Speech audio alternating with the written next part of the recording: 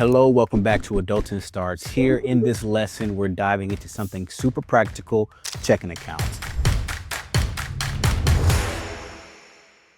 Now, we just introduced them in the prior lesson, but just to help make another connection, I like to think about checking accounts kind of like a train station. You get paid, money comes into your checking account, which is your train station, via train E, and that can stand for your employer. And then your money takes various other train stations out to get to their final destinations, like train B for bills or train S as for savings. And well, you kind of get the idea, but here's the key thing to remember. A checking account is a type of bank account that's designed for everyday spending. Now, you use it to pay bills, buy stuff, Venmo or Cash App someone. Again, it's really used for those everyday kinds of things. Now, unlike a savings account, a checking account isn't about saving. It's about moving money in and out with ease. Keeping all your money in a checking account isn't necessarily the best way to grow your money. And as you go through this course, that will be made clearer as we discuss methods and accounts that are good for growing your money. Now, you can open a checking account at three main types of institutions. We have the traditional banks, think things like Chase, Bank of America, Wells Fargo. Then you have your credit unions like a Navy Federal or just your local community credit union. Then you have online banks, so you can think Ally or Capital One 360. Each of them have their own pros and cons, which are highlighted in the prior lesson. And so if you don't remember those things, just no worries, you can go back and rewatch that lesson, okay? All right, so what exactly do you get when you open a checking account? Let's run through the basic kind of common features. First up, we have the debit card. Now, this is like your money's VIP pass. You use it to swipe, tap, insert, and just pay directly from your account. Next, you have the mobile banking app. Now, most banks let you check your balance, pay bills, and transfer money all from your phone. If your bank doesn't have a mobile app right now, consider finding another place to hold your money because we are in the 21st century and that should be a common thing. Next, we have direct deposit. This is when your paycheck goes straight into your account. No paper check needed. Highly recommend. I love seeing those direct deposit notifications. It makes me very happy. Then next we have the bill pay tools. This allows you to set up automatic payments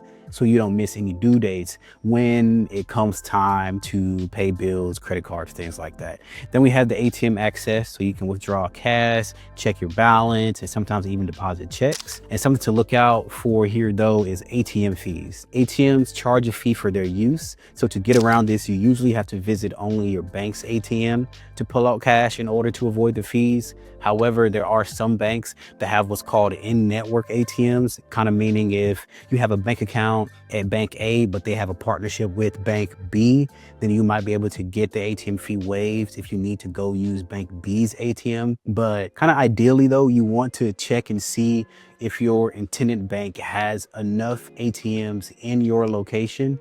You really should not be paying fees to withdraw your own money. And also some banks repay the fees at the end of each month, which is a nice perk like Charles Schwab.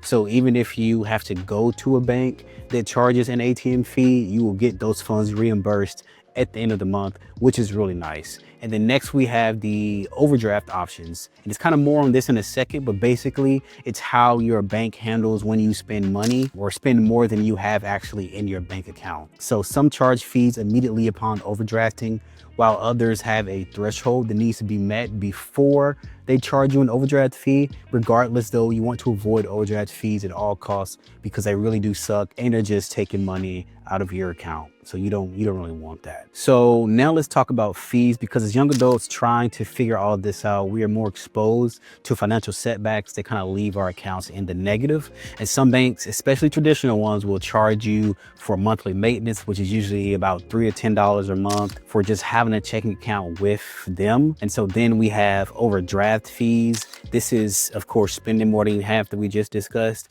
Then we have the out of network ATM use.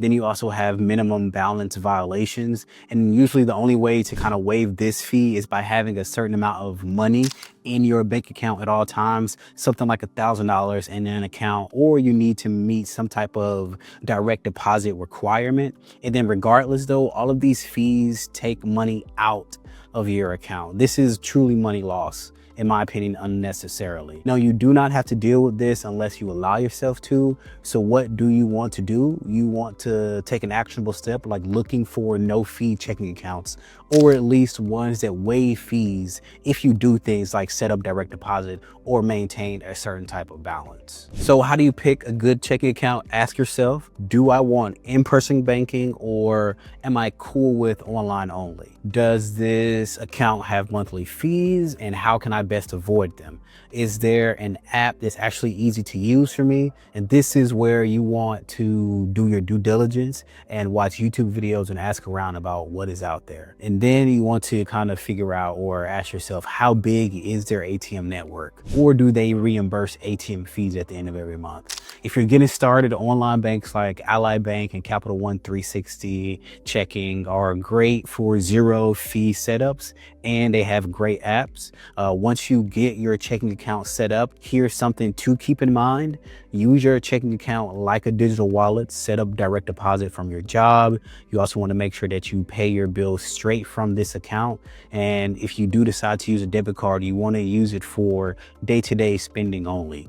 And make sure you keep a small kind of cushion in your account so you don't accidentally go negative and get hit with those overdraft fees. I like to keep about $100 cushion in my account at all times, and that just kind of helps make sure I'm able to avoid any overdraft fees. So let's recap what we just covered. We've covered checking accounts are built for spending and everyday use, and you'll get tools like a debit card, a mobile app, and bill pay tools. Next, you have to watch out for fees and make sure you choose a bank that actually matches your lifestyle and spending patterns. And then you want to think of this account kind of as your train station hub for adulting with your money. So good deal. We are at the end of this lesson. Checking accounts might seem basic, but they're one of the most important tools in your personal finance toolkit. Coming up next, we're going to be talking about savings accounts and how they're not just where kind of your money goes to nap. And so we'll just keep moving into the next lesson. I'll see you in the next one.